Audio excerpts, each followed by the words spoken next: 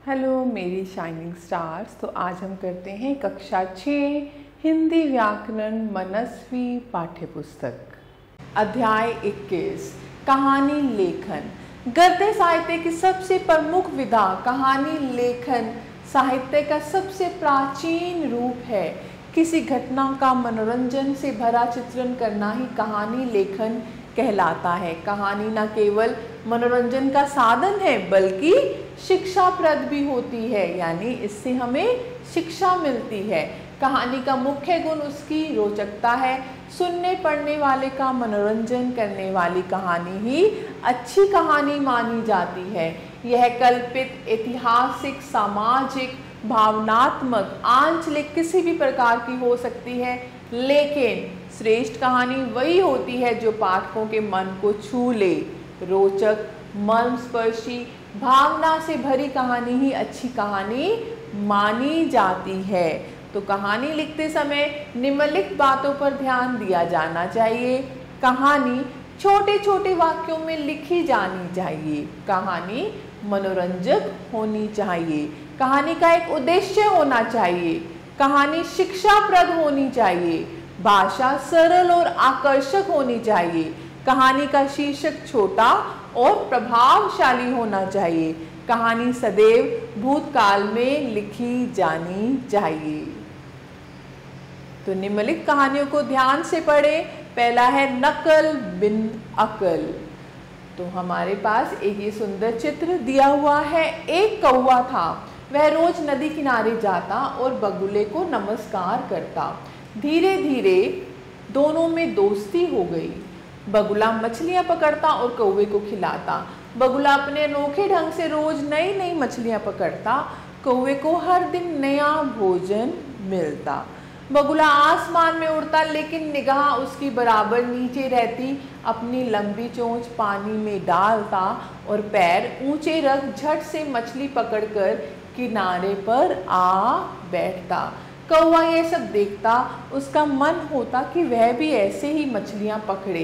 वह मन ही मन सोचा करता, इसमें कौन सी बड़ी बात है। ऊपर उड़ना, निगाह नीचे की ओर रखना, मछली देखते ही फौरन नीचे आना, चोंच पानी में डालना, औंधा सिर करके पांव ऊपर की तरफ उठाना। मछली चोंच में नहीं आएगी तो आखिर जाएगी कहाँ। सब कुछ सोच विचार कर एक रोज कौवा आसमान में उड़ा, बहुत ऊंचा उड़ा। आखिरकार उसे पानी में एक मछली दिखाई पड़ ही गई। कौवा सरसराता हुआ नीचे आया, पांव ऊंचे रख चोंच नीची कर फुर्ती के साथ मछली पर टूटा, लेकिन मछली वहां से खिसक गई। कौवे की चोंच काई और जालों में उलझ गई, पांव ऊंचे रह गए। कौवा छटपटाने लगा। ऊपर आने की उसने बहुत कोशिश की, पर सिर तो पानी में डूबता चला गया। तभी बगुला वहां आ पहुंचा। उसको दया आ गई। उसने बड़ी मुश्किल से कौवे को पानी से बाहर खींच निकाला। फिर कौवे से कहा, करते हो सो कीजिए, नकल ना आवे काम। चोंच फंसेगी जाल में, पांव बने बेकाम। उस दिन से कौवा समझ गया और उसने किसी की भी नकल करना छोड़ दिया। तो इस कहानी से हमें क्या सीख मिलती है? इसलिए कहते हैं कि कभी भी किसी की नकल नहीं करनी चाहिए, क्योंकि नकल के लिए भी अकल चाहिए। तो अब हम दूसरी कहानी पढ़ते हैं, किस्सा एक मूर्ख का। यहाँ पर एक चित्र हमें दिया गया है। एक था ब्राह्मण और एक थी ब्राह्मणी। एक रात इनके घर में चोर घुसे। आहट सुनकर ब्राह्मण ने ब्राह्मणी से कहा, क्यों जी, कुछ सुनाई देता है? हमारे घर में चोर घुसे हैं। ब्राह्मणी बोली, हाँ लगता तो यही है। आप कहें तो मैं जोर से चिल्लाऊं और सारे गांव को इकट्ठा कर लूं? ब्राह्मण ने कहा, ठहरो, हम तो ठहरे ब्राह्मण, बिना मुहूर्त देखे कोई काम नहीं करते। मुझे अपनी पोथी में देखने दो कि आज चिल्लाने का मुहूर्त निकलता है या नहीं। ब्राह्मण पोथी देखने लगा। ब्राह्मणी ने पूछा, क्यों जी, कोई मुहूर्त है या नहीं? ब्राह्मण बोला, मुहूर्त कोई फूल पत्ता नहीं जो जब चाहा तोड़ लिया। वैसे मुहूर्त तो निकल रहा है आज से 6 महीने बाद का, इसलिए 6 महीने बाद सोचेंगे, अभी सो जाओ। चोरों के लिए अब चिंता की कोई बात नहीं रही। आराम से जो भी चुराना था सो सब चुरा कर ले गए। 6 महीने बीत गए। ब्राह्मण बोला आज हम चोरों को सबक सिखाएंगे, आज का मुहूर्त एकदम सही है। जब आधी रात हुई तो ब्राह्मण और ब्राह्मणी चिल्लाने लगे, दौड़ो दौड़ो घर में चोर घुसे हैं। यह बात सोचकर कि चोर गरीब ब्राह्मण को लूट कर चले जाएंगे, पास पड़ोस के लोग दौड़कर आए और पूछने लगे, महाराज बताइए चोर कहाँ छिपे हैं, हम उनका भरता बना डालेंगे। ब्राह्मण बोला, भाइयों चोर तो 6 महीने पहले आए थे, पर खबर आज दे रहा हूँ। लोगों ने कहा, महाराज आप तो हमें मूर्ख मालूम होते हैं, कहीं 6 महीने बाद कोई चोरी डाके की खबर देता है। ब्राह्मण बोला, लेकिन भाइयों जब मुहूर्त ही नहीं निकल रहा था तो मैं क्या करता। तो इस कहानी से हमें क्या सीख मिलती है? मनुष्य जन्म से नहीं ज्ञान से पंडित बनता है। तीसरा है अकल की बात। यहाँ पर आप एक सुंदर चित्र को देख रहे हैं।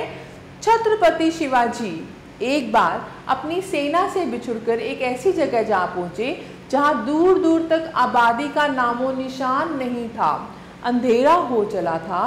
तभी कुछ दूरी पर उन्हें हल्की सी एक रोशनी दिखाई दी। वह रोशनी एक झोपड़ी से आ रही थी। आप देख सकते हैं यहाँ पर एक झोपड़ी है और उसमें अंदर से रोशनी आ रही है। प्यास से वे बेचैन हो रहे थे। झोपड़ी के बंद दरवाजे पर उन्होंने आवाज़ दी तो एक बुढ़िया ने दरवाज़ा खोला। शिवाजी ने पानी की मांग की तो उस बुढ़िया ने बड़े स्नेह से उन्हें पानी पिलाया। पानी पिलाने के बाद बुढ़िया ने शिवाजी से खाने का आग्रह किया। फिर एक थाली में उसने भात परोसा।